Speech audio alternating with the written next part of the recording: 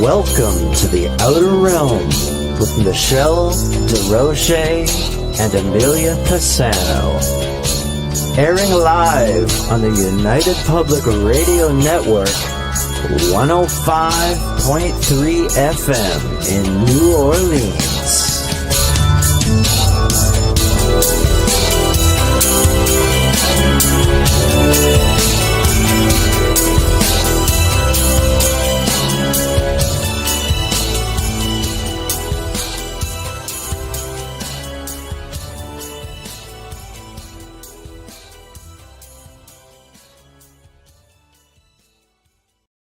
Good evening, everyone. Welcome to the Thursday night segment of The Outer Realm.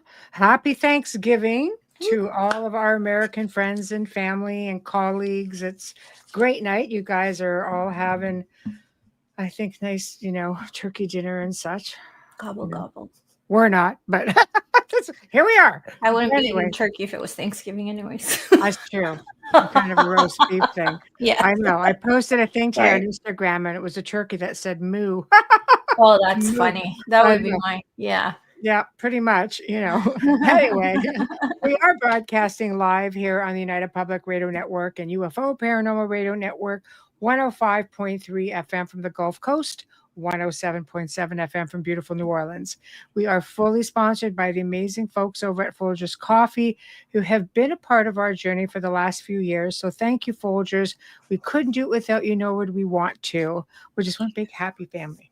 There we go. So also big thank you to Justin Snicker, a.k.a. Dr. Snick, the Sonic Surgeon, for the contribution of his time, his music, and his voice for the intro you just heard. He's an award-winning composer of Halloween, horror, sci-fi, and dark wave electronic music, which can be found on all of your favorite music streaming platforms. Also, big thank you to Steve McGinnis, the artist behind the banners and logos here at the show. Check him out on Facebook and Instagram. Also specializes in the horror genre, but does phenomenal commission pieces. So tonight, we're going to have some fun. Honestly, I thought I had this huge list. I got on there today. I went, I texted her like, so what's going on? Ooh, we covered everything last my time. list and I went through it. And we had another open mic at the beginning of the month. So anyway, I snoozed on that, but I spent literally the entire afternoon. It's not just a matter of coming up with topics; it's a matter of trying to cross-reference it and find a few things on it. So we're at least, presenting something that is plausible, whether it leaves a question mark or not, where I still like to make sure that we have some kind of a show and tell and such. So we'll do what we like to do best, and that's just present things. And we'll all have our say in it. Amelia and I will gab about it, and you guys could sort of get in there and give us your 2 cents worth. And Wayne. Ignore me. I have my hair up, and it's driving me crazy because I can see it.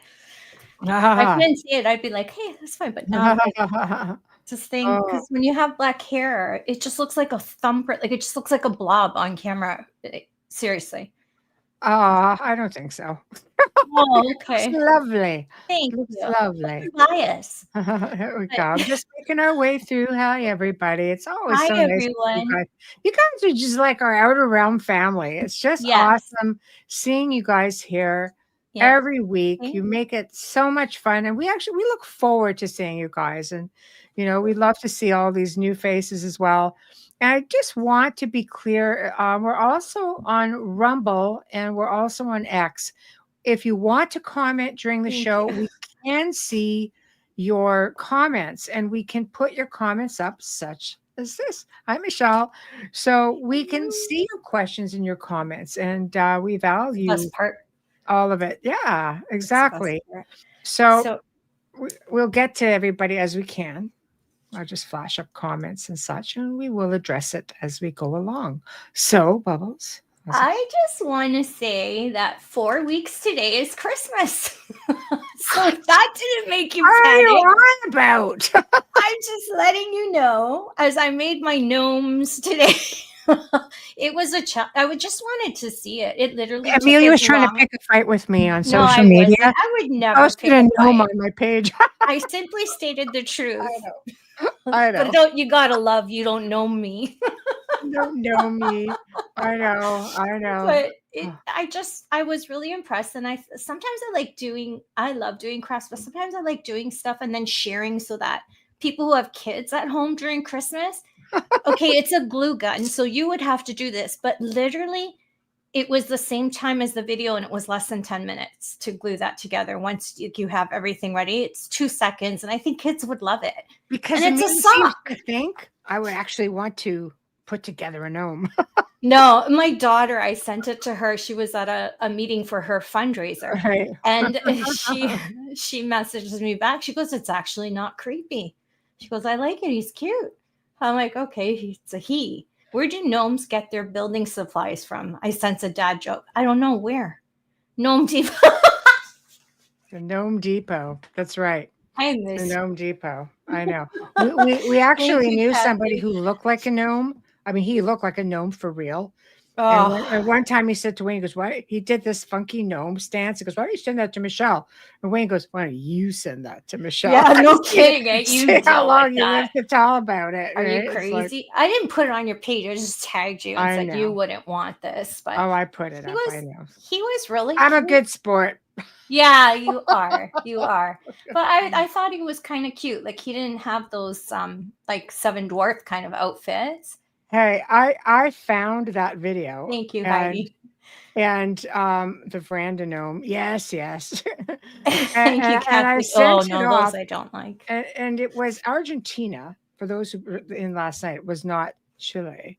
So I'm trying to just forward. I have to forward it to you because I did it late last night because it took me a while. But what the crap is this thing? I know it exists. Then I saw it and went, there it is again, that thing. But it was a little bit different. Gosh. So I don't know if it was somebody else that was in the same group that just took a different video because they caught him at a different angle, which... Ooh. Do you think it moved? Well, it was because I saw more of it. So that wasn't overly impressive. And they didn't show him scowling. Do you think it moved? It moved. It sidestepped across the freaking... It doesn't walk. It doesn't run like... It sidesteps across the road. It's a wiggy little thing. Oh, that one. I thought you were talking about something on a veranda. Okay, no, because I saw Wayne say it called the veranda. That's what he used to call his friend, the gnome. It was always called him gnome because it looked like a gnome. I see veranda too. Sorry. Oh, yeah, there are veranda gnomes. It sounds like a hinterland who's who thing, which he's done. So I'm just like, okay, But anyway, on to other non-gnome things.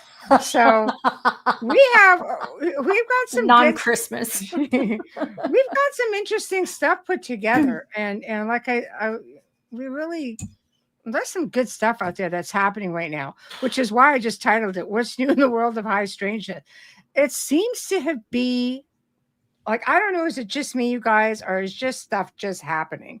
Because I am finding stuff, when I start looking for things pretty much once we're done our open mic, I'll slowly start keeping my eye open for other things and I'll make a list and I'll keep, articles and things and see if it's worth try to theme things up a little bit. And she has to deal with my 100 emails. I know. Yours and Joe's and everybody else. This guy looks good. Yeah. I know, right? So anyway, so I start putting this all together and have found some pretty cool like articles and stuff. So I like to share not just pictures, but articles because it gives credit to the people who wrote the article. So I thought it would be fun to start with a 1,600-year-old amulet. Okay, I know the guys are gonna love this one. I thought it was pretty cool. So what it is, 1,600-year-old amulet depicting Solomon spearing the devil was just discovered in Turkey. No, I'm gonna share it right now. Like now? Yeah, they just found this thing. November 15th, 2024 is when this was published. It was published by allthat'sinteresting.com. So let me just present it and we'll have a little read, okay? And then we can see. But I want you to see this thing because it's pretty cool. So, okay, here we are. Okay, there it is. There's the amulet right there. It's pretty big. It's not real tiny, is it? No. So anyway, it's a detailed view of 1,600-year-old a pendant. I'd love That's a pendant. Like wow. Well, spearing the devil before their time. Yeah, while riding on horseback. So archaeologists in Turkey have made an astonishing discovery in the ancient city of Hadrianopolis. Say that 3 times. Hadrianopolis. A little slow. Anyway, it's a rare artifact. It also bears inscriptions listing the names of archangels declaring our Lord defeated evil, provides a glimpse into the beliefs and customs of the city's Byzantine inhabitants in the 5th century CE. So it was a thriving center of cultural exchange from 3500 BCE through the early Byzantine period. Recent excavations led by Dr. Ersin Silikbas have unearthed baths, churches, and other structures. How amazing is that? But the discovery of the pendant was highlighted in the city's role as both a religious hub and military stronghold. So we can go on and on and on about it, but getting back to this thing, isn't it amazing? Like it's just I wear it. Me too. I know. I know. I wear it. I wear it with like a very low cut black dress, man. Oh my God. Without hesitation. Yeah, that's what Heidi said. It looks really heavy. It does. It does look heavy. It does because it looks awesome. It looks almost a ½ inch thick at the middle. Yeah, it's pretty cool. Look at that. Oh, I just really cool. Today I just stuck my pencil in my throat. Hello. Yeah. Hi. It's one of those days. Broken nail. Burned my finger. God, I love. Lovely. Retrograde. Retrograde. Just dandy. Yeah. Dandy. Okay, one second. Kind of looking for other stuff. Keep talking. Speaking of relics and amulets and things, traveling with someone, our friend Hamilton White traveled with a 2,000-year-old piece and took it to a pub with them and photographed and posted it. I'm like, buddy, you're gonna get mugged. He would for sure. It's funny. He's hilarious. I miss him. I haven't talked to him in forever. Okay, I'm just pulling up pictures while we're all yattering. Okay, here's one that you'll probably like or not like, Amelia. I chose this one for you. I know we've talked about it. I know we've talked about it. Okay. Wait for it, people. Here it comes. Wait for it. Getting me back for the gnome. Wait for it. Jesus Ouija board. Oh, for the love of God, and no pun intended. Yes. I got that in my Instagram messenger as well, and I was laughing because I couldn't tell if it was Jesus or like some kind of like it's a thing. Dalai Lama or Buddha or something. From the distance, I'm like, yeah, there's an angel one as well. It seems to be like the rage, with Ouija boards coming back and such. And I have to, to ask myself or ask all of you guys, what's the fascination and why? Like we've had some pretty like the ghost research book for toddlers who can't write yet. Like remember we did that one time on one of the shows. What is the fascination with this? Why all of these themes aside from this, money? What is the fascination? Yeah, it has Alan's got a point. It's not even a valid Ouija board. It has an infinity sign on it, not the alphabet. Well, thank heavens for that. But any way you look at it, you don't really need all of that because it's more about your intention to make an invitation. Yeah. Right? Like, so does it really matter what's on it? Because I know. Again, it's a curiosity because it just seems to fall under that divination family. Wait till Bishop the divination label, right? So, I mean, I think devil's advocate, pardon the pun, but I think we're living in a dangerous time. Okay. Why? Well, because of everything that's going on in the world, and I don't want to talk about that part because it will get yanked. But a lot of stuff has come out this week, a lot of really heavy stuff. Mm-hmm. And I think we're living in a dangerous time. I think people are very vulnerable, and I don't think it'd be children picking that up. I think it would be adults and trying to reach out to anything for some solace, like some peace, a sign of light. And I think I should stop saying I think. I believe that with any type of communication, not just this Ouija board, it just makes it more enticing and easily accessible to someone. For people who collect it, they collect it as a gag and think nothing of it, but they also study them and they understand how to use them properly. But for the times that we are in right now, and so many people so low vibrationally, this is a disaster waiting to happen. And I feel like it's a play on the light workers that are trying to, I feel like there's something evil behind it. Money is evil in some ways, and not evil in the sense like, oh, don't do that. Some people are a lot more evil than other things that can be out there. You know? Absolutely, but this makes it accessible to anyone rather than someone in our field who could do this, you know, because you don't need that Ouija board to communicate. You can simply just speak. I think people use it because they want to be able to understand the response, and you're never going to get anything good out of something like that.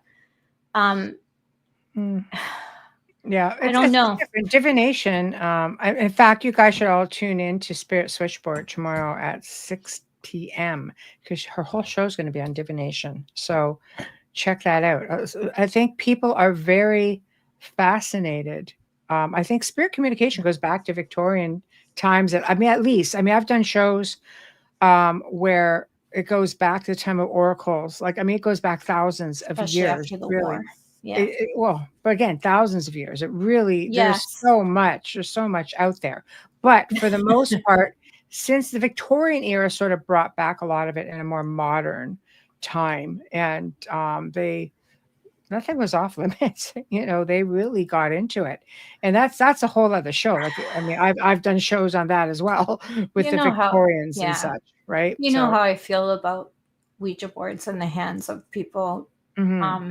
I just say, if you're going to do it, research everything about it, and maybe make sure you're not alone, and maybe, you know, do it with someone who has experience doing it. And I mean experience, not 10 years they've been playing with this thing, but someone who knows how to properly open and close any form of communication.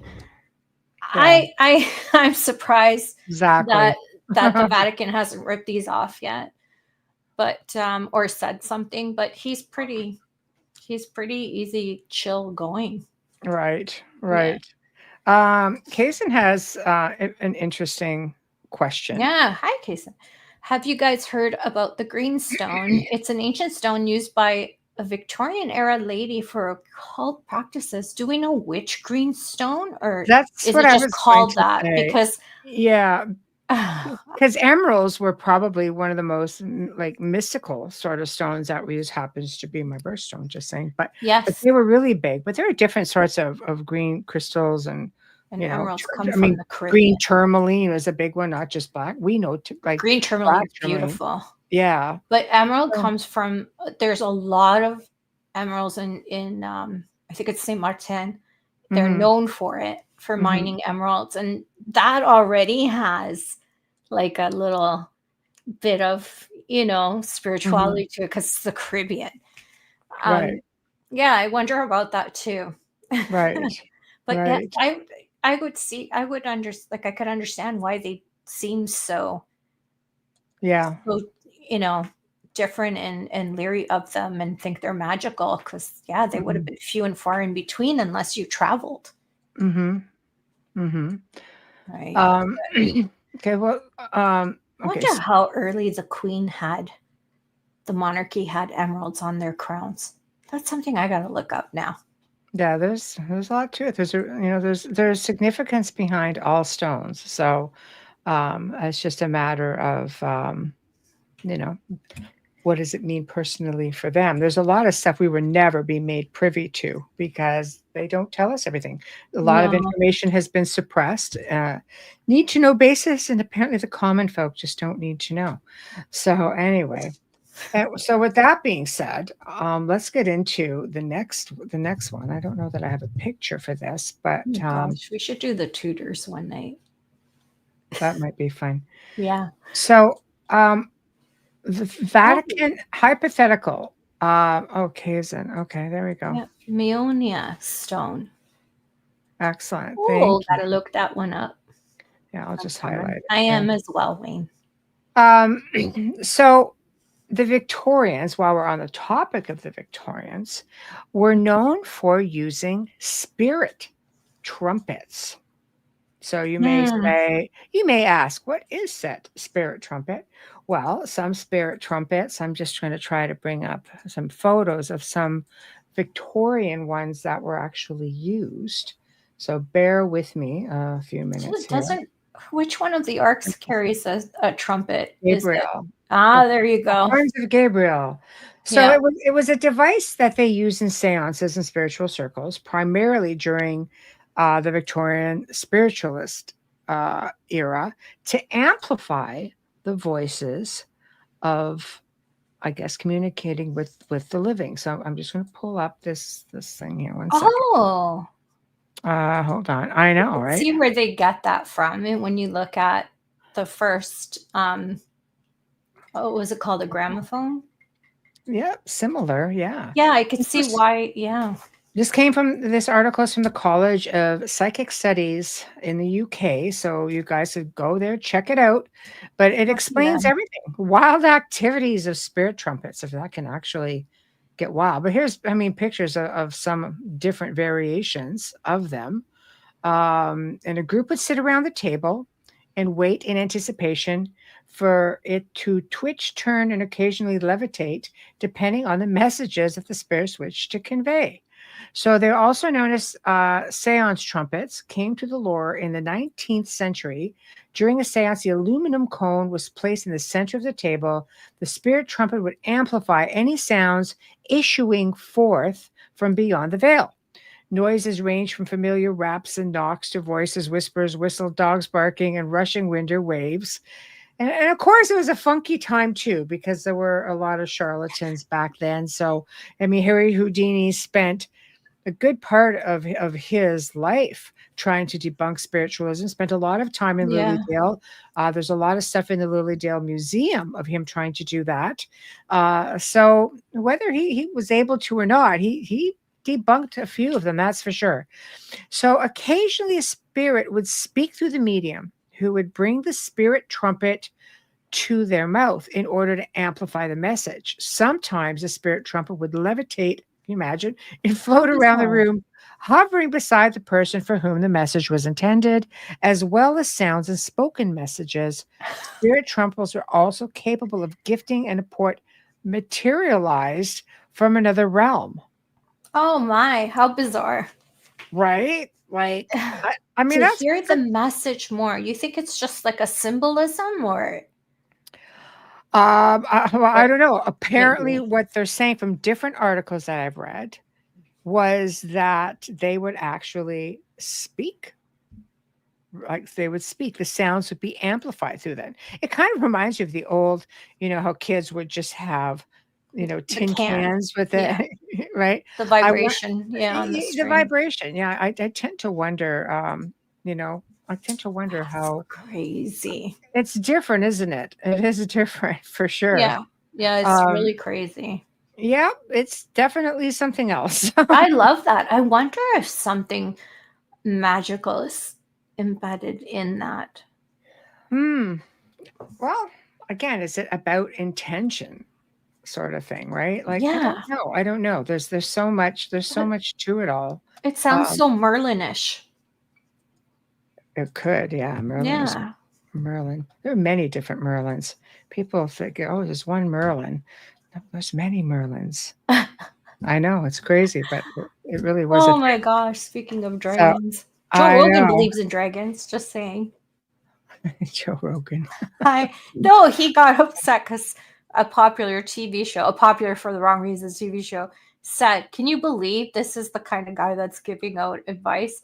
He believes in dragons. I'm like, well, it's not far-fetched if a pterodactyl's in the frickin' air, lady. Like, I don't think it's far-fetched to believe there were dragons at one point. Maybe not as large, maybe it's not as fantasy, like because of the fantasy of it. Maybe they were smaller, maybe little geckos, who knows? But we don't know. you look at all these different cultures throughout the world that had all common ground and a common belief and common depiction of what these things look like. They Yeah. varied culture to culture, but the ideas were still there. Again, I did a whole show on dragons, and Yes. there's a whole lot of stuff out there, and I'm sure I only scratched the surface of it when I researched it because I couldn't believe the things that I found. So there's definitely something to it, there's something. I always like to think, well, maybe they're dimensional beings. So, which Yeah. to me would make some kind of sense. But I know, right? Who says there still isn't dragons apparently in Wales? Tamara. Hi, Tamara. we could Hi, definitely Molly. talk about dragons sometimes. So Yeah. that's for sure. I love them. I think a lot of people in the paranormal love dragons and gargs. And if you don't There talk are to me. some, yeah, there are They're afraid of probably some. gargs. Go away. There are some, I think, in the old world yet, Tamara. That doesn't surprise me at all, at all. No. So, okay, so I'm going to pull up some pictures, and we're going to. There's a lot to talk about tonight. There's some pretty cool stuff, but we're going to talk about this one because it really is pretty much in the news again. So give me 1 second. Oh, don't tell me the house. Hold on a second here. Where is all of this? You notice how much anger there is out on social media with the paranormal. We talked about this with seeing a lot of that this week. I'm wondering if some of it's got to do with retrograde, the rest with the time of year. And well, I don't know, but I don't believe anyone should air their laundry on Facebook. It's just my opinion, so I stay out of it. Everybody does. Everybody does. Oh, hello from Rumble. Hello. Nice. So it's Hi, the green Richard. hair, the little green nice. It is. Yeah. I opened an account. I followed us. Good. Yes. I think we're up to the price of a frappuccino. Finally. People have these. Oh, God. You take it. You take it. You deserve it. Oh my God. Okay, 1 second. Cancel this one. I'm going to put up. Okay, so here's what's going on with the Conjuring House. So apparently, the community in which this individual has a house, a judge has said, you do not get to keep up with this business. You cannot. That's it. Close it, get rid of it. So we're thinking, okay, a lot of the paranormal people are relieved at this. And then this shows up. What? She didn't get her license. Transitioning to, the transitioning to the new name, The Realm of Arnold. We're celebrating the lineage of this remarkable family from England to America. So it's no longer the Conjuring House. So she just went in and opened it under another name. I know. You can do that if somebody doesn't. You can. They said she had to stop. Oh no. Well, she didn't pay her license. It's closed, but she just opened up a new name called The Realm of Arnold. You have to. I know. There's something that if you don't follow the story, you don't understand, and it fits in with hauntings and things like that. This house is a money pit for anyone who lives in it. No one who's taking it over, as something open to the public, right, have made any money on it. The people who sold it, who took really good care of it, had to get rid of it because they couldn't afford it because everything was going wrong. So you don't. No, Mark, it's been renamed to the House of Arnold. Yeah. She didn't pay up, so they took her license away for touring it as a public tour house as the Conjuring House. But, it is the Arnold House. Well, now she is just she is just taken it down to a whole other level. And that is that. So heads up for those who are looking to get in there. I don't know that it will be open to investigations. I don't even know that people want to investigate it anymore. I'd be afraid to go in there with someone who's that unstable in there. For sure. Yeah. Well, that seems to be the story. I don't know the woman. I don't follow up on a lot of this stuff. Well, But want to get into that just we're conversation. talking what's new in the world of high strangeness, Sometimes with paranormal, all that your stuff. dad. That is Yeah. one of the things that is We new. don't know the whole story. You're seeing bits and pieces on social media, and it's not anything any of us can speak on. Yes. On cable where a guy from Massachusetts restored it. But they sold it. Yeah. It was a money pit. And this chick got it. Yeah. So, yeah, a whole lot of it.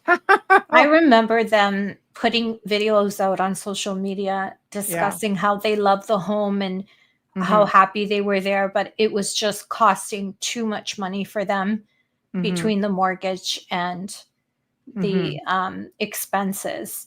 And she said, we took on a lot, and she was just hoping before the mortgage came up that they could sell it. And they sold it in the nick of time, if I remember correctly. And I was happy for them because, they understood it and they were compassionate and respectful. But they were also researchers, and yes, they were, and paranormal understand investigators. how things work if you are an investigator. So, it makes a really big difference when you get somebody who's in there and I don't know what the motive was. Was it because, it's a business move? Obviously, I'm going to make money at this. It's a famous place. I didn't buy it to not make money. A lot of people buy locations and it's to generate an income, right? But I also think that it was overdone. It's just like a lot of locations that open up throughout the world, but especially in the United States, because I think United States, Canada as well, not so much, because there's just not as many places, or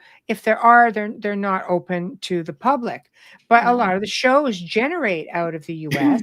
But whenever a location seems to come forward, every show does it. Everybody wants to investigate it. And sometimes it takes its toll as well. Not there's great investigators out there who know their stuff, and then there's others who are like, oh, it's a great place to investigate, and it would have been one of those good places as a beginner to go to, I don't think, right? So there's a lot of things there, and it's imagine if Amityville opened up. They probably have some kind of bylaw that states they can't do it because of the fact that it is on a residential road. Like, you have houses everywhere there, where the Conjuring house, the Harrisville house, it's just by itself, right? Yes, it's further out and it's different. Where Amityville's right there. Yeah, but, exactly. They probably put out a bylaw that they can't do anything public with it. And I imagine if anyone tried, they probably were discouraged and turned down. Yeah, but that would be, my gosh, that would be crazy. Lizzie Borden house too, but it's on a busy main street, so it's different. Yeah, it's crazy. Didn't they stop as well? Did it what? Didn't Lizzie Borden stop as well? I don't know a lot about it. I haven't been per se, but I don't know if it stopped. I don't know what the new owners did with it. I think they stopped doing tours. I don't know. I'm going to ask my niece, because she was just there, if she got in or not. But I thought they were stopping the tours, because when I was there, it was at that point that they were going to change hands. And we got lucky, but it's on a really busy street. Like, it's right up on the street. Who knows how far it was from the road back then, but I mean, like, it's right there. Right. But yeah, I don't know enough. There was a lot of controversy with that home as well. Person says they think it's not haunted. What's not haunted? Hi, Preston. Wonder what he means. Hold on. I'm just typing, guys. I feel like the people there now. Oh, at Lizzie Borden, you mean? Oh, Amityville. Yeah. We went through that with Laura DiDio. Yep. Laura DiDio, guys, there's part 1 and 2. where she talks about, because she knew the Lutzes, she knew, I think, Ron DeFeo. I think I don't know if she met him, was somehow got She to interviewed interview. I him. don't know. Yeah. She really gets into a lot of it, and she does it very biasly. And she did, spend a little bit of time in the house on her own. She did have some experiences. We're hoping to get her back in the first half of the year to talk about other experiences that she's had. Yeah, she's so interesting. She was there the night of the big seance. There were things that went on to the extent of what, movies have a way of ruining a lot of things, unfortunately. But I think there's just a lot of different aspects to this whole situation. So, Yeah. And you'd almost have to sorry. tap it and see. And Tamara's so right. She wrote, I think it would be a paranormal house, make a paranormal house worse with tours and haunted investigations continuing over time, especially if the people who own it allow you to do communications and stay overnight. You never know what's coming in with other people or what they're bringing with them, what they open up, what doors they don't close. So yeah, it's yeah. I mean, also, just because a house doesn't perform for one person doesn't mean it won't for another one. And I hate to use the word performing, because you really don't know, one way or another, how they react. But I know there's a right way to do things. There's a wrong way to do things. And I know the night of the seance, Laura had said there were simply too many people. The Warrens had their people. The Lutzes had their people. She came in with her people. Well, she only had 2, though. She goes, if I knew, I would have brought more. Well, at that point, you cannot have that many people in one space. As an investigator, you cannot and expect to get incredible things happening. No. It's ridiculous. Every time you hear a sound, how do you know you just heard a spirit sound? You don't know. And Because you've got 20 people in the house. You don't know. And It's you shouldn't be wearing perfume. You shouldn't be wearing loud, noisy shoes. No. There's so many rules to how you move in a home that is that old as well, because you have to know the creaks and sounds of what it normally does before you start saying it's haunted. And I mean, I believe it is, and I believe that you can make any home haunted if you open a door. I mean, that's how these places became haunted. Something traumatic happened there and kept happening. It leaves an imprint. I'm sorry. I mean, I'm going to give you an example. If somebody passes away, if somebody dies, it leaves, when your spirit leaves the body, it leaves an incredible imprint in that time and space. It really does. That's powerful beings. People don't realize how powerful our energy is. We're energy beings. We're just kind of having this human experience, but we're energy beings. It will leave an imprint. I have read, different accounts where when someone has died, my favorite was a story that was talked about from a person in the small town. And one day, at the exact same time they found out that this elderly lady passed away, there was almost like a freaking sonic boom sound that went off in the town. And when that happened, there was a witness, I think, with the woman when she passed, and it happened at the same time. Coincidence? Possibly. But I have read accounts of this happening. That's incredible transference of energy, if that is the case. It's pretty crazy, but I mean, hello. Hi. So who knows? But anyway, on to other things. So here's a fun one. This is one that I had researched and found a long time ago. And again, it came up again. And I have to assume it's because of, all of the UAP stuff that's coming up and all of the, yes, it's in the news right now, right? Yeah. In the UAP news right now. So this man here is named Maurizio Cavallo, and these are photographs that he had taken of alleged aliens and he's an Italian journalist, okay? And he claimed that he had captured aliens several times on camera. He described that they looked like us, but their facial features are somewhat different from ours. So obviously, if you look at these are some of his photographs, apparently. Right. So obviously, you can just imagine he got a lot of criticism, but he claims that these aliens with human faces could be this guy thought they could be photoshopped, and absolutely they could definitely be, right, for sure. But this guy's story has been floating around for a long time. So it's easy for us now in an age of technology to say they're photoshopped. I think when something hits the internet, for sure. If you are looking at a guy, I don't know what era this was. This is something that I tried to find that actually. Can I make just a Go. comment, Yeah. observation? Yeah. On the picture of the 4, the lower Mhm. left corner, Mhm. the eyes are similar of a psychopath or sociopaths. When you Ooh. have the white underneath or over, Yeah. and sometimes Mm. it's both, it's usually sociopathic. Oh, there we go. Because So it happens to us as we get older. But if you have Mhm. a lot of white showing under your eyes or above your eyes, it's Mhm. automatically red Mhm. that way. That's why I said it doesn't look.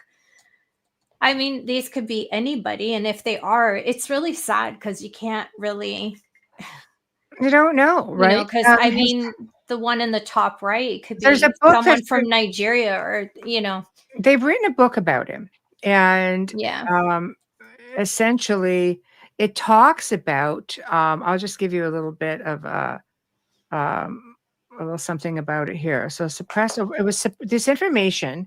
National security agencies around the world have been vigorously suppressing this story for over 50 years.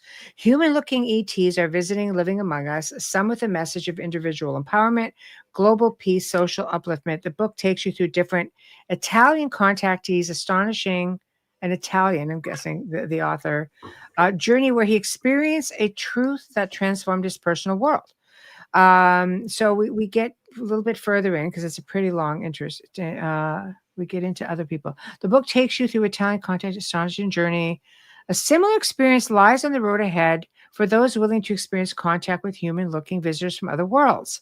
Michael Salla, exopolitics. We know a lot of people know about Dr. Michael Salla. Political implications of the extraterrestrial presence. Hold on. He said their intention, says this, Mauricio, is to raise the vibration of all humanity. So these are a lot of these messages. There have been other people within the field who have sort of come to his rescue. So they're basically saying, I'm just trying to see if they're saying what planet that they came from, because I know they do mention it. Painter, sculptor, musician. He met inhabitants of a planet in a third galaxy, distant from Earth about 150,000 light years away. So if it's in here, it's in this really long thing, so I'm not going to find it offhand. But it is interesting. There are things in this world that it's very easy to say it's it's a fake, because I don't know, maybe sometimes it's hard to get our heads around it. But I'm not validating this one way or another. I'm not a professional in that respect. I'm not a photo or No, we're photographer just or a having a photo analyst, conversation, or just a yeah, discussion. I don't know enough about it. But there are researchers within the field who seem to think that this is information that has been deliberately, kept from us. So I don't know. I think they look more like us than we are even aware. But Mhm.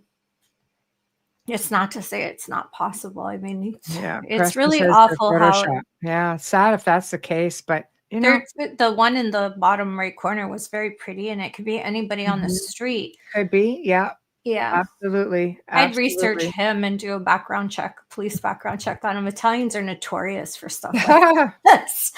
So not Well, the background check, I mean the BS, but yeah, uh, but let's look at, for instance, somebody going to the extent of doing something like that. Should we just look at it and just be annoyed, or should we look at it and maybe reflect on it and say, how would we feel if we came face to face with different beings from, other planets, or a lot of them have been within our own planet for how long? They've been here long before us, right? yeah, when you put But it that way, it's not as scary. yeah, Yeah. well, it is interesting nonetheless. I dig it, I do. But I mean, I would be okay with it. It took me a long time to say I would be okay with that.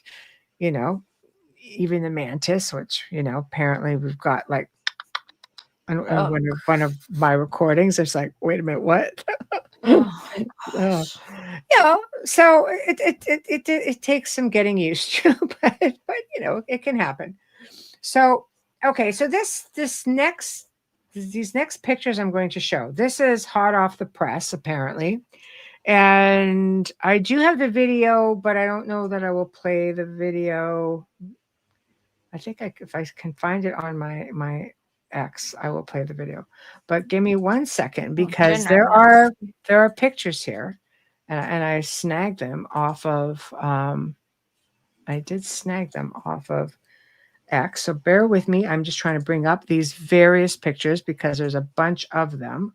That is so funny that you mentioned the horn. It was on one of the episodes of Supernatural in my background. Okay, 1 second. Okay. So this is something that happened in Manchester, the Manchester airport, and there was video footage that was taken from the cockpit by a pilot who, by the way, when it was discovered, his X account came down almost immediately. So, I know, right? X account? Mm-hmm. It was on X, and it came down pretty quick. I'm surprised he took it down. I'm trying to see here if we've got global links. Hold on, Elon Musk. Wow. Wow, I'm really surprised. Okay, I do have the video up. Okay, so essentially, is it a drone or is it a sphere? Apparently, people are saying this is a sphere, and you see it coming through the sky. Keep your eyes peeled for it, and then it comes and it lands next to one of the planes. And of course, there's all kinds of pictures of this thing. People have screenshotted this thing to death. So, looking to see what you guys think about it. So, I don't know if there's sound or not, but I'm going to present this video. I'm going to play it, and then I'll get to the pictures. Okay. Okay. Okay. I like it. Okay, so here we go. Happy Thanksgiving, Mark. Okay. Happy Thanksgiving. Here we go. I'll see if I don't think I can make this bigger because. Oh my. Okay, here we go. See this thing right there? There it is. Oh my. Yeah, I saw this.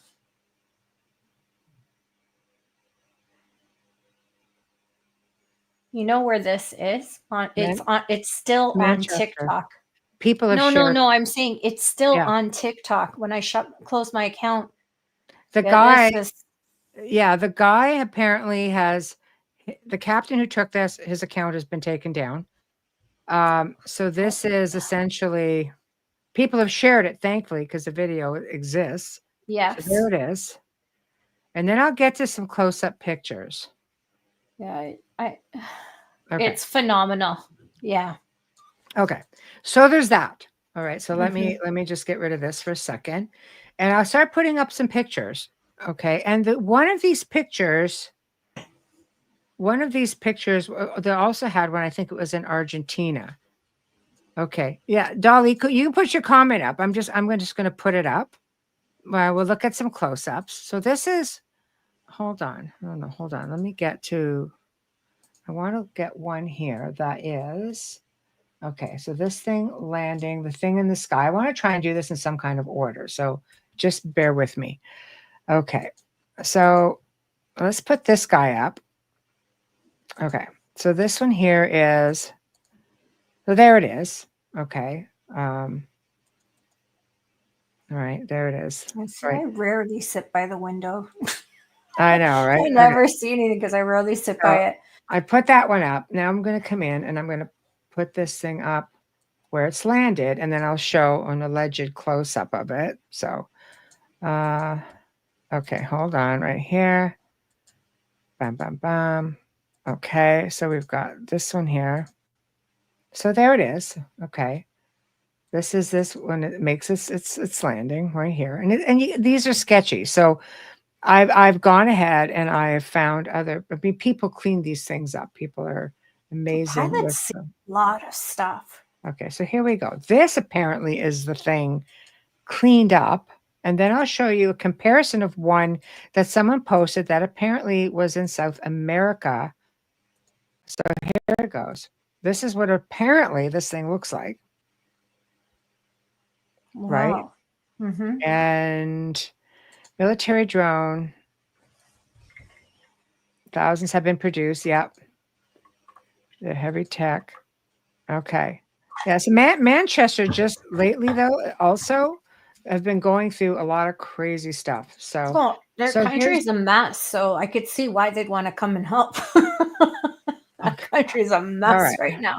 Here we go. This is the one that's apparently in South America. Let's see if I can bring this up a bit. Similar. I saw that. Yeah. Yeah, similar. So I don't know. This is pretty much now what is, again, I say hot off It's the hard press, to dismiss and- that. Well, it's a matter of, are we looking at, like, I mean, technically it's a sphere, it's a circle, it's a ball, but I Yeah. mean, is it a drone, or is it what? The big debate all over social media and on X and everywhere else is them or us. Dolly says us. Right, Dolly? Yeah. Hey, Yeah. Richard. Right. So, No, it's not. You could So see then- it. There's metal. You Yeah. could see there's metal, but like Yeah. the hard, sharp edges. You Yeah. can see that's not a balloon. And if it was a balloon, it would have been shot down. Yeah, it's crazy. So it is interesting. It is interesting. I don't So know. I have a hard time. Like if that's a drone, holy crap! Because I for know. me, it looks. But It's- I'm not an expert on this stuff. But for me, Yeah. just this person that doesn't, Yeah. is still learning and everything, it looks kind of real to me. But I believe Dolly too, because Yeah. her experiences is a tough one for me. The I would tech- have to say if I saw it in person, I would think it was Mhm, otherworldly. mhm. And maybe Well, it's meant to look that way. They have, they have the technology. I truly believe that they do have the technology. Absolutely. So, okay. So next we're going to go to, all right. So here's another, interesting, and I'm gonna put this up because I love to share Mary Joyce's stuff. I really do. She's exceptional. She does a lot of hard work, and we've put up her stuff before, so we're going to give her another plug. We have to try to see if she wants to come back. Yes, reverse engineering anti-gravity. Yeah. Yes, yeah. I don't know agree. anything about that. So for I me, like agree. I said, this person that doesn't know Mhm. much about it would think automatically. So here is something, again, something new. Mm-hmm. And it is, I will read it to you, then I will put up Arizona UFO base. Oh, I don't even have to put it up. Really, I thought it'd be a picture, but okay. How small is it? I don't know. In the Arizona UFO base in ETs revealed by Disclosure Project attorney. So Daniel Sheehan, who has worked as an attorney for the Disclosure Project more than 30 years, revealed the location of an undersea ET base recently. And that posting was based on an October 24th of this year, 2024 article published in the UK. And on October 31st, he revealed an underground extraterrestrial base outside of Sedona, shocker, Arizona, on Julian Dory's podcast. So plug out to them. And here's how he identified and what was seen. He identified that location in the ET scene there. So another UFO base, Sedona, Arizona, there's a place called Secret Mountain Wilderness. That's just a total desolate area. There's a base there where the crafts are. There's a number of bases high in the mountains in remote areas of the planet, which, yes, without a doubt. And they're here now, and they're extraordinarily distressed. You can tell about the state of human affairs right now. The U.S. military personnel all around that place that are Apache helicopters and others are disposed, and they accompany the coming goings of big triangles that fly in and out of there, which, as Jolly mentioned before, too, those are ours. So as for the ETs, there are witnesses that were interviewed that say there were tall whites or tall grays there, along with what they call the mantis people, huge 7-foot tall, extraordinary, skinny, thin kind of bode over people. They remind people of the praying mantises. Whenever they're seen, they seem to be in charge. They're constantly giving telepathic commands of where and how they deploy. So the statement was found within a 3.5-hour conversation on this specific podcast. So there's a whole lot of other stuff coming up. So big shout out to Ships Over Cashiers, Mary Joyce. We love her. She's got some great articles on there. Check her out if you guys haven't yet. But again, we'll try to see if she'll come back on, because she talks about all kinds of stuff, not just this stuff. Yeah. We'll do one another one of her articles I that love her thought was name. very interesting. Yeah. So Dolly says that Danny is totally misinformed, false flag stuff, which we also have to be really careful of with this whole Project Bluebeam thing that's coming up and seems to be a thing. We're going to be seeing more and more.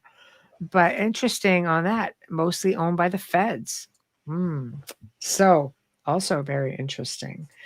So and it explains it because it's such a spiritual and power center. So it's not far-fetched, but no. But they also talk about one that was just found underwater off the coast of Florida, which a lot of people suspected were already there. In fact, I think we did a show on Gray Zone about that early days, with a lot of witness accounts and so on and so forth. So definitely interesting. Definitely interesting. wow. Okay, so are we ready to have a little bit of fun with this one? Always. Okay. I had to post this. It came up last minute and I went and found the article just because we have a lot of Elon Musk fans out there, and love him or hate him, he's interesting and he keeps it interesting. And this one here has definitely got my attention. Remind me to say something about Wayne and Elon Musk after this. Yep. Elon Musk claims he's a 3,000-year-old time-traveling alien who is trying to return to his home planet. So let me just pull up the article, which says, again, hence the title. So he basically is no stranger to making headlines. Absolutely not. This is on birdsadvice.com. So you guys could find it, birdsadvice.com. And the outlandish assertion has left many people wondering whether he was joking, making a veiled philosophical point, or simply adding fuel to his enigmatic public persona, or maybe all of the above. He's definitely an interesting guy who definitely leaves a lot of people scratching their heads going, come on. Yeah, really? he's For you real? have to know when he's tongue in cheek because he does that often. Exactly. But anyway, so he's ignited a wave of reactions, of course, as he always does, across social media. From disbelief to humor, his statement taps into the intersection of modern mythology and celebrity influence, reminding us of his unique ability to keep the world guessing. I thought it would be fun to share. It's crazy timing because you put this up because he posted twice this week regarding something that's when this came out. He posted, "They got it wrong. I'm a 3,000-year-old time traveling vampire alien." And I said, if you like vampires, because I caught it right when he posted, because he's a few hours behind, right? He's in Texas. And I caught it right away. And I posted Wayne's website and I told him that this is the series that you have to read. You will love this. This is historically factual. I just went on and on and on. And then he started putting images of himself as a time traveling vampire and what he would look like with the AI. And he just ran with it. What he said yesterday or today, because I do follow him and I do. He's fun. He's fun, and I find him so compassionate. And I saw a video clip of him speaking about when he started Starlink and when he started with the rockets to Mars, on how his heroes from when he was a child. He actually started to tear up and cry, and the person interviewing him, the gentleman, I don't remember his name, teared up as well. He said, that must have hurt you to see your heroes from childhood. And they're probably the reason why you got into this. And he said it was very difficult. Like he couldn't talk, he couldn't breathe. My heart for him. Um, hate him or love him, he's got so much compassion and he is about humanity. He said, we need to look at interplanetary living, like otherworldly, to keep the universe oneness. And I was like, I've never heard him talk like this before. Right. So it was very interesting because he's been very political because of elections and everything lately. So when this came out, it gave me that pause that, you know, he's never explained it this way. He is brilliant. Yes, Alan. Yes. Yeah. Yes. Elon Musk is brilliant, and I love his honesty. And we've all been asking him to buy Canada. I mean, he does have a Canadian citizenship, but well, it's interesting stuff about Elon as well, because his grandfather, and again, I'm not prepared for this, so I don't have it all in front of me. Let me see if I can bring it up. His mother's a very beautiful woman. You could see why she was a model, but she's also very knowledgeable and very well spoken. I've seen her interviewed, and it was interesting to hear Elon Musk's mom, May Musk, speak, because you think this grand giant, how could he have a mother, right? Because he knows all, he is all and everything. And he's done a lot for a lot of people. He stepped up to the plate when he didn't even have to. So I think you have to give him some credit and respect for that. Okay, so here's the thing with Elon Musk that has surfaced, because you know he's got Canadian descent as well, and there was a thing called Technocracy Incorporated, which was a political movement. I'm just reading this online, guys, so don't quote me on it. Right, I'm just here to share some fun stuff. That's it. Anyway, in fact, politicians or members of political parties were not allowed to join. So it was founded in New York City in 1933. This is his grandfather, Elon Musk's grandfather, by the way. Okay. As an educational and research organization promoting a radical reconstructing of political, social, and economic life in Canada and the United States, with science as its central operating principle. There would be no countries called Canada or the US, just a giant continental landmass called Technate, a techno-utopia run by engineers and other experts within their fields. Everyone would be, wait for it, well housed and fed. All material needs would be taken care of, whether you had a job or not. Sounds interesting. So why would Elon Musk talks about it? You know, it sounds pretty cool. But when another, term is made mention, and I'm not going to say it. I don't feel like being flagged here because I'm opening my big mouth. But there's other sort of things coming to be about the same idea. You don't really not going to need anything and blah blah blah. But people are kind of like, what? But Elon, who calls himself the Techno King, people love it. So oh my gosh, those AI images that he puts out with this stuff. I know. So I'm just saying this was his grandpa, right? So it is interesting, to say the least. So it's his genius and everything comes from his father's side. Well, but again, you're talking about this, say, look at that, right? But this was also going on in Canada, founded in New York, but it was also happening.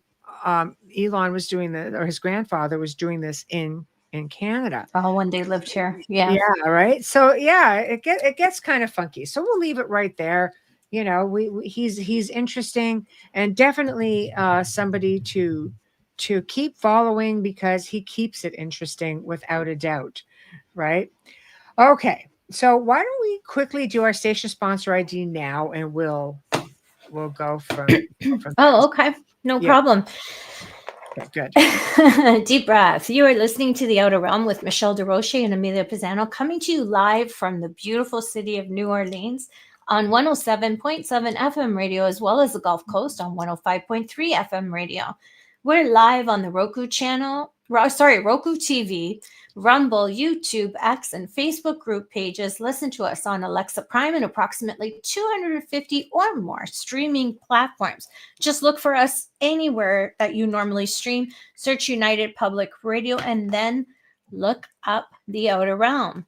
Tonight, we gave you, it must be the Christmas season, Michelle. This is the second open mic this month.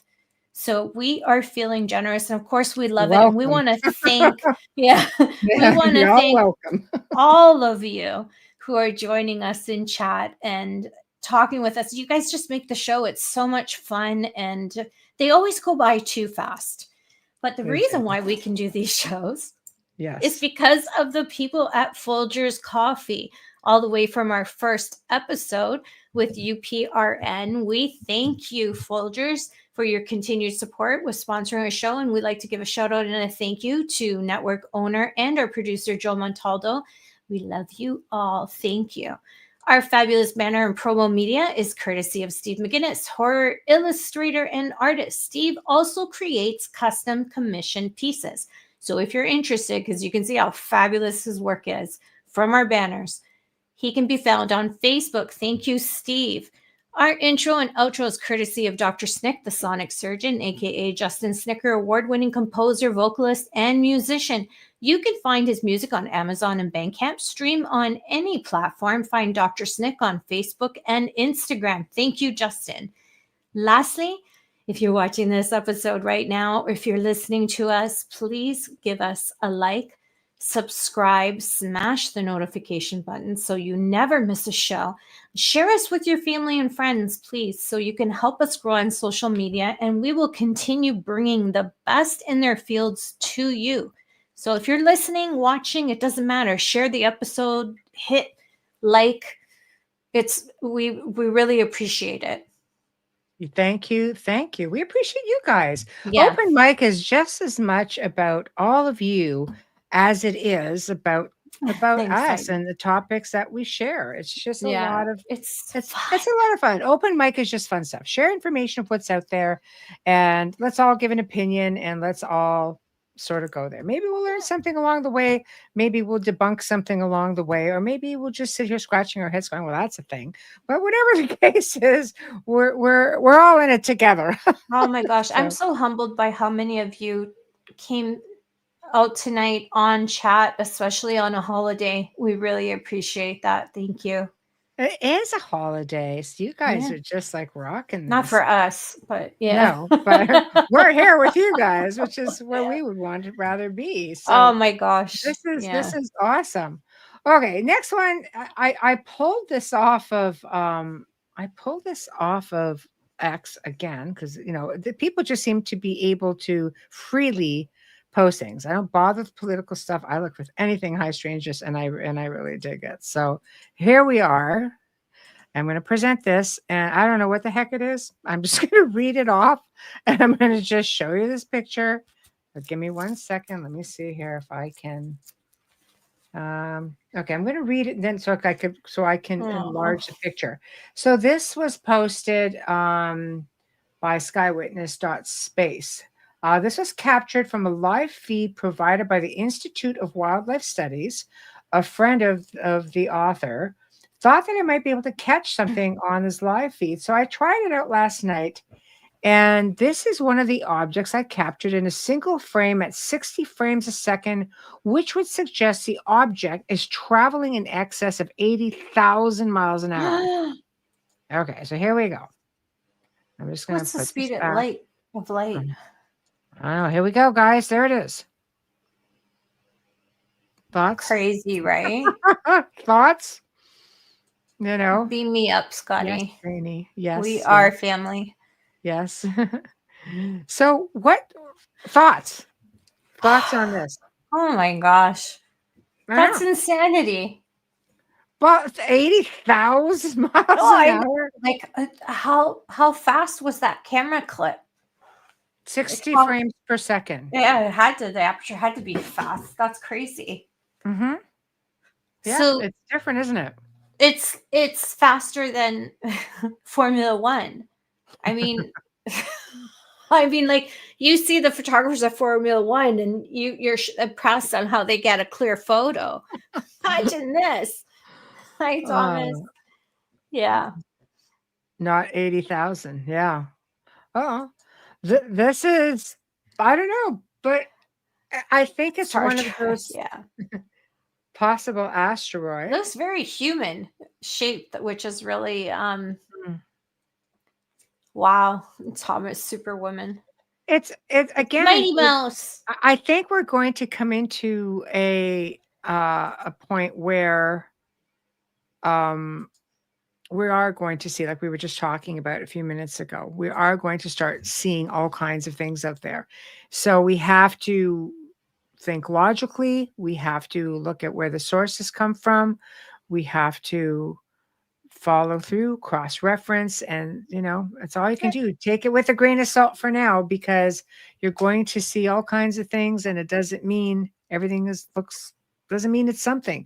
A lot of pareidolia out there too. So just just be wise. But it was pretty cool. So I thought we would share that up. So hold on and make sure we got that one going. All right. So next we've got, okay. So here, this one is interesting. Vatican tunnel to Jerusalem. Oh gosh, yeah. There's people all over the place that are fact checking this. They are saying, no, it's not a thing. Because it's story a 1,500-mile tunnel, apparently, from the Vatican to Jerusalem. And apparently it's filled with gold and underwater and stuff. It's not really being specific, to be honest. Well, it would have to. I know at one time there's a lot of people who've said that we were not divided. It was more of a solid mass, which would explain how they could travel a lot easier. But it would have to be underwater now. Well, unless it's on another dimension and, cruise ships are flying through it. That was a big story this week. I'm just trying to see if I can bring something else up. Yeah, it was a big story because they're talking about tunnels everywhere. And I think people forget that during the war, especially England, and I know a lot of America is the same, they dug tunnels to protect the soldiers. Right. And they were called tunnelers. Right. It's true. Yeah. And they did that to protect the soldiers and to keep them safe so they could hide. So they weren't sitting ducks, especially in England. They weren't sitting ducks in a field in a what do they call them? The pit. It just, we had a lot then, but it makes me wonder how they thought of doing it to go underground unless they already had. I mean, Rome's got in France, the catacombs and all of those. I don't know.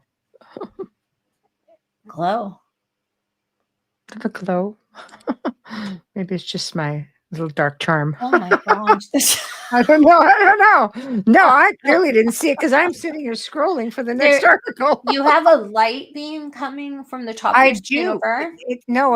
Ever since they did the roof, the lighting. So I keep saying to Wayne, we just got to do something with that.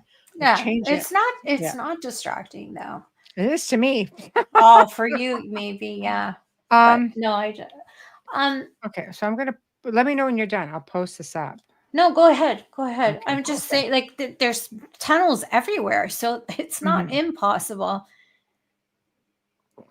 Yeah, it probably is brightening up, guys, because I've got an article in front of me, and it's got white. It's white. I'll show you. There, see? This guy. Now I'm really white. But this is from mythdetector.com. Conspiracy theory is all it is. But it came out April this year. And it talks about a video showing a tunnel loaded with gold bars, and how it was all being sent to the USA. I read in another article. So without getting into all of it, you guys can read it so we don't flag ourselves for again. But this apparently is where it goes.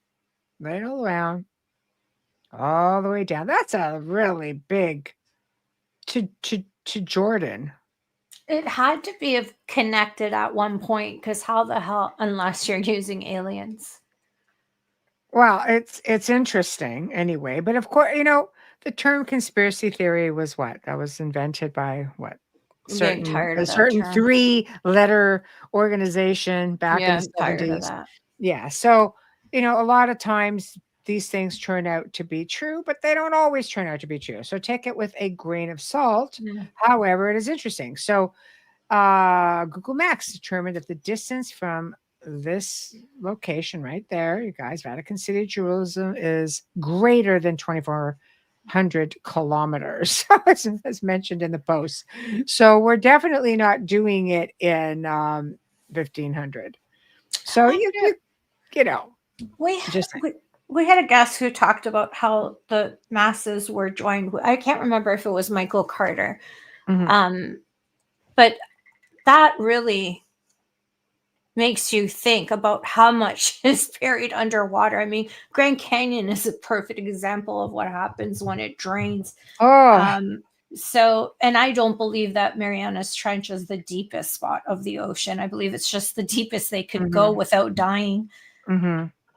Yeah. And Thomas Metropolitan subway systems provide examples of ingenuity and existence of tunnel technology too. Absolutely. I hate the Yeah. subway. But yeah. Yeah, interesting. Right there. Is it right here? You see this line right there? Yes, Probs was still Yeah. shiny. Yeah. Yeah, it could be what it is. Plus she has really shiny hair. Yeah, she has beautiful hair. So Yeah, thick, hard, glowing. So anyway, that is that. I thought that would be interesting to share it. Now, there was also another article I read recently. I didn't pull it up. I can try to pull it up, but it would take a bit of time. Anyway, I just thought I would share that news anyway. So apparently, they found a scientist when they were doing work in Antarctica back a while. They found evidence of dinosaurs. Just saying. bet you there is dragons too, but they won't tell us. I know. There you go, Rogan. Giving you a I shout know. out. I know. There we go. Just for We'll take you as a guest. So, it just goes to show what we already know is that they're also saying it's one of the oldest civilizations in the world, and it's under the ice right now. And of course, it always comes back down to we have to do a show just on that, but why is the technology being suppressed? Why is it not being shared? Well, my guess is ancient civilizations sometimes have really cool ancient technology, cool ancient beings or people. So I think it would be fascinating to get more information on that. I'll see if I can bring something up. 1 minute. Using my keywords. Sometimes I could do it a bit quicker.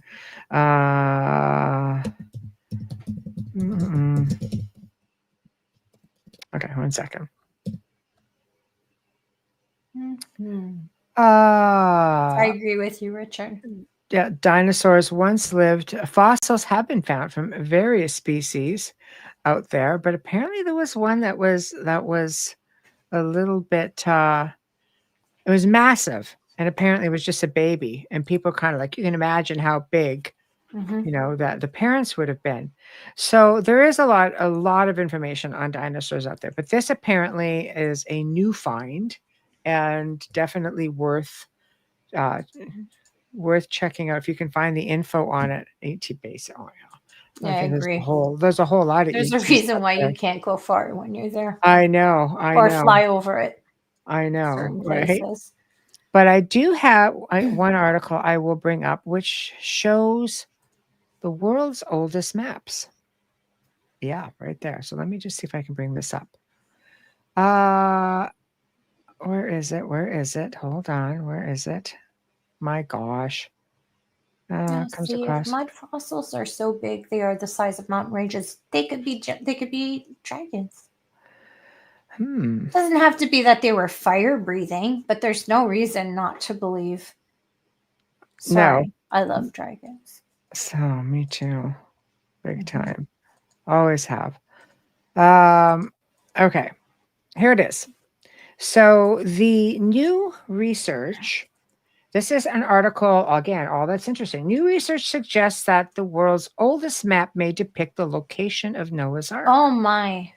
Isn't that So beautiful? researchers from the British Museum just revealed, and this was from November 4th, 2024, that the Imago Mundi, a 3,000-year-old Babylonian clay tablet, seemingly describes the location of an ark from an ancient story that parallels the biblical account of Noah.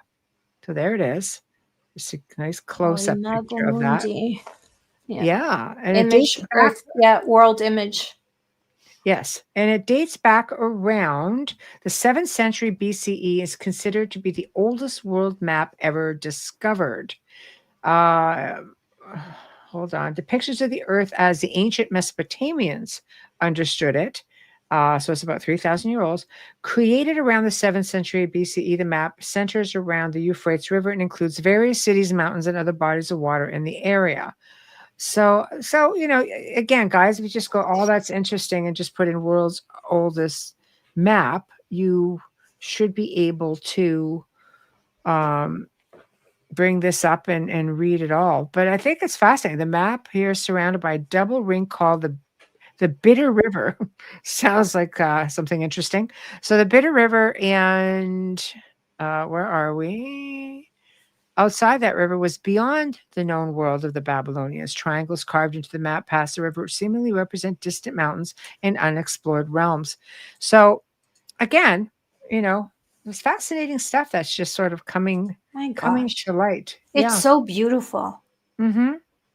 So I think, doesn't it lead you to this essentially?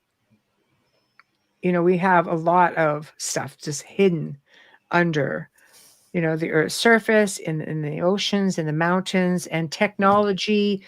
Of course, we're so much farther ahead with technology, and I'm sure we could be further ahead. We just don't know it. But there's so much more, information that's starting to surface. And with new technology, we're finding ancient ruins. We're finding all kinds of treasures and out of place artifacts, and it's interesting. Think about all the stuff that we don't know about that are Mhm. in certain family lineages that are held in their own Absolutely. security and their own.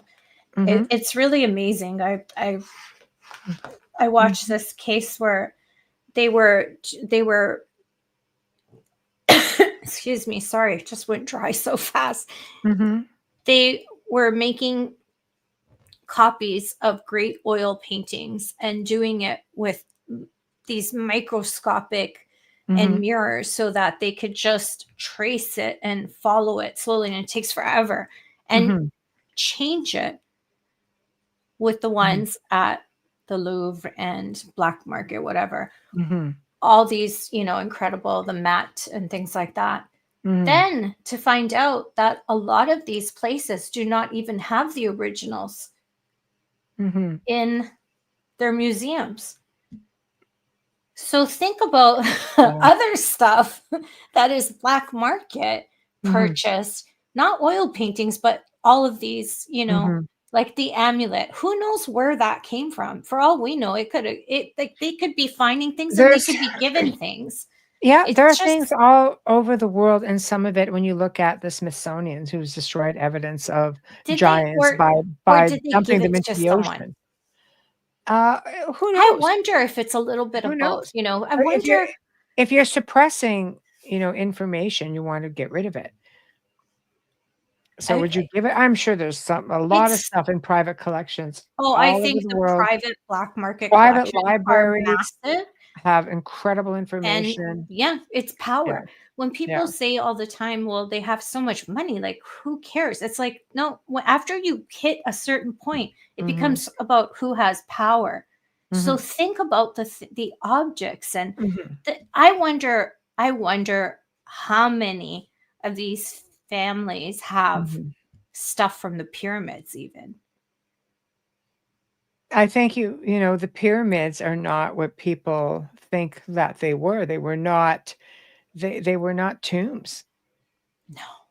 So their power sources, and Yes.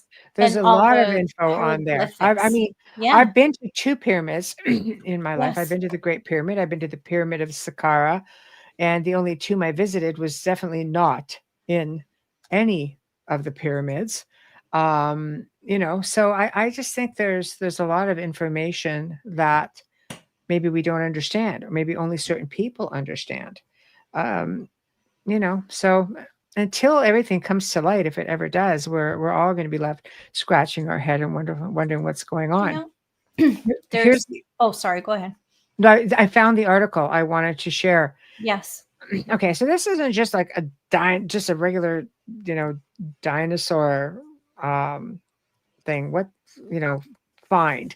What was interesting about this was the fossil remnants of a 280 million year old forest, which to me is interesting, more interesting than anything.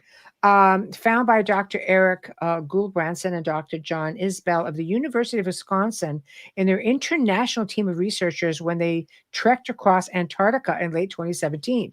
This means the ancient forest of Antarctica existed before the dinosaurs, which lived on Earth between 252 and 66 million years ago. So here's the different pictures that they're showing of this forest.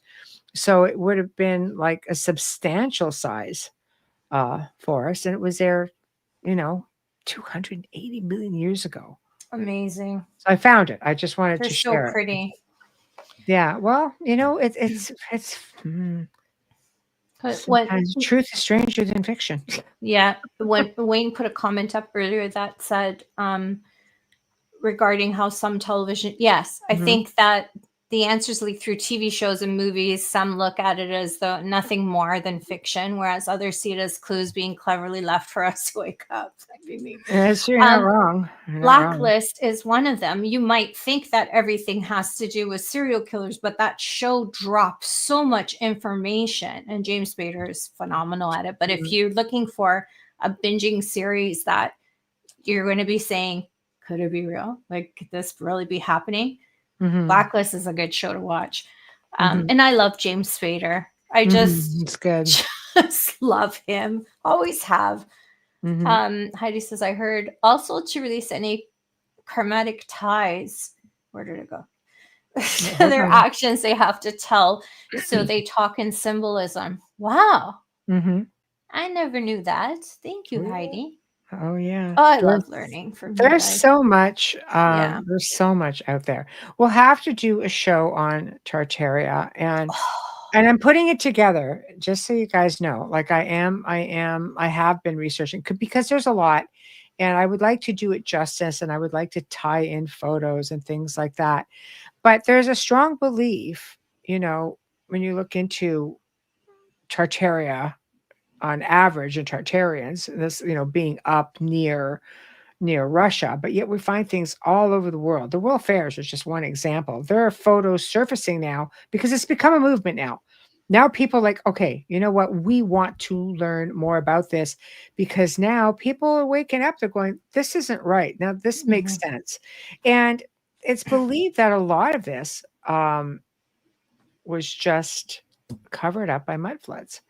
And there are pictures of people who are actually unburied, and you could see they were buried for a long time. You're looking at these buildings partway up, which look, like they've been exposed to the air. And then when they get into, like, of course, mud colors things for sure, but you could see just by the fading at the top of some of these buildings that they've been there for a pretty long time.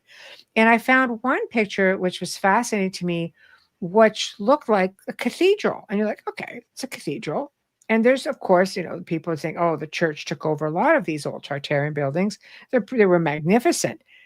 But then when you start, because over time you start unburying things, it is colossal. Why did they change? Yeah, that's the first thing I said when I heard about it. I'm Yeah. like, why was it changed? I need to know more. Well, some believe even the White House was a Tartarian building. That's why it's got so many layers underground. Is that why Canada burned it down? Right? Sorry, US. I know. The first one. But, The first one. You're going to have your conspiracy theories. There's a lot of layers to the White House, though. The Pentagon, too. Well, and a lot of people figure because, again, some of it is buried. So, which is why there would be that they didn't just dig tunnels and tunnels and tunnels, which of course anything is possible. Again, this is all the idea of this show is it's hypothetical. It's all hypothetical, right? There's something to say about the deeper you dig, the more evil it becomes. When you have subterranean offices and levels and all kinds of stuff going on, you have to question that, because obviously they want it to be hidden because they have the land and they can build anything. But yet the Pentagon goes like this. So, the Area 51 is a big one for that too. It's all underground because there's nothing on top. It is. It is. So there's a whole lot of stuff coming, so can we save, some of these shows might be a little bit too big to do for an open mic. I mean, we could touch on some of it, but I'm thinking some of it is just something we may just have to do a show on, just the two of us, and do a full show on it, which isn't something that we have often done, if at all. We've done open mics and we've tried to break things up, but there is a lot of information. Now, we've done shows with giants, and we have actually great guests coming on. And I know I'm plugging ahead a month, but we're bringing back Fritz Zimmerman, and he's going to be talking. Oh my God, love him. He's going to be talking about some really amazing stuff pertaining to some of this stuff. So we're just going to, we're going to try to do things a little bit differently. You're going to see familiar faces, of course, in 2025. You're going to see a lot of new faces in 2025. Sorry. No, I'm sorry. I saw Alan. You can answer him. I've been on twice. Yeah. He's on twice. He was one of our first. Oh, God, he's awesome. Yeah, he's way awesome. Back. We loved him. Yeah, we've got 2 segments with him, and they are in. If you just go on our channel and put in his name, go to obviously the oldest one first. His energy was incredible, and what was fun about him is beans. His chat room. They're very protective of him, and when they first started coming on, they were kind of hostile. Understandably. It was. And, because he took a lot of hits, but then realized that, I had tried to present the opening as, we're your students. We're just going to fire off questions. You be the teacher. The chat room went crazy.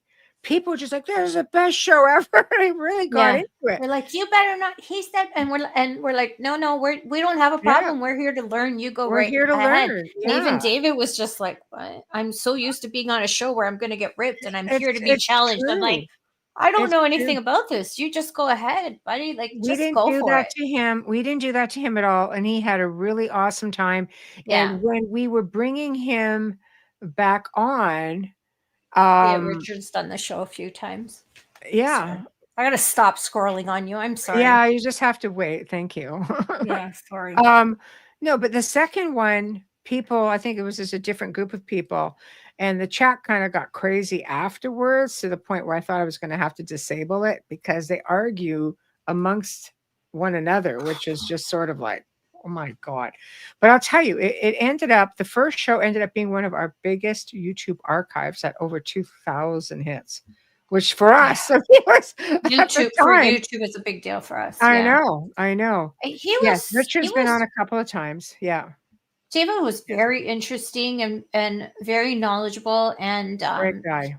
He really made you go, quite a few times. And I know that a lot of people who believe in the flat earth theory, and I don't want to call it a theory. I just don't know what to say it. I'm not trying to be disrespectful. I know they have a great deal of respect for him, and he's very well known, but he definitely knows his stuff, and he's fascinating to watch. But yeah, that chat room, I couldn't keep up with it. It was just scrolling right past me, and I'm like, oh my gosh, like, this is insanity. Yeah, we just flash things up. That's all we can do. It kind of went at its own pace. But we also know that there are other people who talk about it, and We just want to try to bring on some of the fan favorites because we do get a lot of requests for some of the people who've been on already, and we will bring some people back. And last night's guest, Morgan Damon, was one of those people, and she's coming back for another couple of shows, and we can look for her in February to talk about druids and pagans. Cool. We've not done just druids and pagans, so she's going to come on and talk about that. So, there's just going to be a lot up and coming. And to give you guys a heads up, of course, for December, we're going to try, we always try to keep December as lighthearted as possible. It's very sensitive for some people. And of course, we start off with Preston Dennett. Yes. Woohoo. On the 4th, talking about elves, which makes you wonder. If Preston Dennett's talking about elves, Mr. UFO, we got to kind of wonder what our real elves really. We need our cookies with our coffee. I know. So looking forward to that. Dr. Rita Louise returns with the concept of God, really based on E.T. I don't even understand my own writing, but anyway, it's going to be fantastic. And that's all my fault, unless I can sort of dig this out with God concept being ET ? Priscilla. Okay, here's again fan favorite, guys. Priscilla Rosado Cruz, astrology, and she's going to be talking. She's going to do an astrology reading as to what's coming for 2025. Cool. We have John Thomas, who's also very new, about channeling with messages of hope. Also new for us. Michael Carter returns, of course, to talking about spirituality, especially in and around the holidays. So we love him. He's got that soothing voice. Oh my gosh. And then Mark Ollie returns, and he's going to be talking, again, very lighthearted. He used to do a TV series basically called Lost Treasures. It's all in the UK, where he's going to be talking to us about some of these amazing locations he's been to. So, and of course, on the 25th being Christmas, we're going to it'll be a pre-record, guys, sorry, or it's just going to be, probably be a rerun, but, we'll see. Maybe we do a pre-record beforehand, just air it. But it'll be an open mic on the 26th. So Boxing Day, guys, is going to be, again, open mic night. So that'll be the next one. And then we start with the January lineup, which is going to be amazing. And we're already booking into March, so we're going to have some amazing stuff for you. I might be in my PJs on Boxing Day. We actually call it Pajama Day, so I might just go. There we go. You never know. Bubbles would be in her gym jams. Bubbles is going to be like bubbles. I know. By then. There we go. Because I'm pretty sure I'm hosting Christmas Eve, so I'm going to be toast by then. But it'll be a nice break from, because at that point, it's really funny. I love Christmas. You know that. I've started decorating like 3 weeks ago, and it's a stuff still all over my house. But on the 26th, I am honestly ready to put the tree back under the stairs. Like I'm like, and it's funny because I don't do it. John does, but like we're so ready after, because I guess because we've had it for 2 months at that point, and it's like, you know what? It's time to take it down. Well, I think it's going to be, it's going to be interesting for some people. It's going to be, I think it'll be December will be great. So, and of course, we get into the holidays. Our show happens to fall like on New Year's Eve, but hey, I believe we'll be here. New Year's Day, we will be here. So for all of you guys who are at home, this is when Fritz Zimmerman comes on. There's going to be a lot of like, what that sort of stuff, because he's written a new book. So we do have a lot of fun stuff coming on, and I think it's going to be a great year without a doubt. And I'm hoping, for the Outer Realm, of course, and we're going to try to share as much of it with you as possible. But again, guys, we have to say, happy Thanksgiving, and we're really glad that you spent your Thanksgiving evening with little old us, and we had a lot of fun doing it with you. You make it all that much more fun.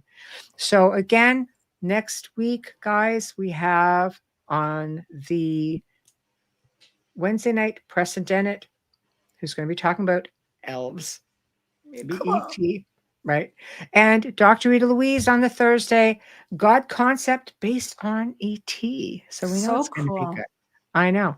So this concludes our open mic for this evening. And thank you all for joining us tonight. We have been on, of course, United Public Radio, UFO Paranormal Radio, 105.3, 107.7 FM in New Orleans. Check out the Roku archives. Check out archives. They're all over the place. So check them out. And remember, if you want to see a specific topic or guest, contact us at the Outer Realm Contact. Let me just put that stuff up. Let me keep it easy. So contact us right here. Right here. There we go. outerrealmcontact@gmail.com. Tell us what you think. Tell us what you want to see. Tell us what you want to talk about. And put together those darn Folgers commercial. I haven't been a harpy for a while. But I'm going to start being a harpy because, yeah, we've got to get those things out. So let's just do it. Check us out on Rumble. Check us out on X. We are pretty much everywhere. So please, please, please check us out. So until then, we shall see you next week. Have a great weekend. If you're still out there with all the Black Friday chaos, enjoy it, find fun stuff, but be safe because we want to see you all back here next week. Thank you and good night, everyone.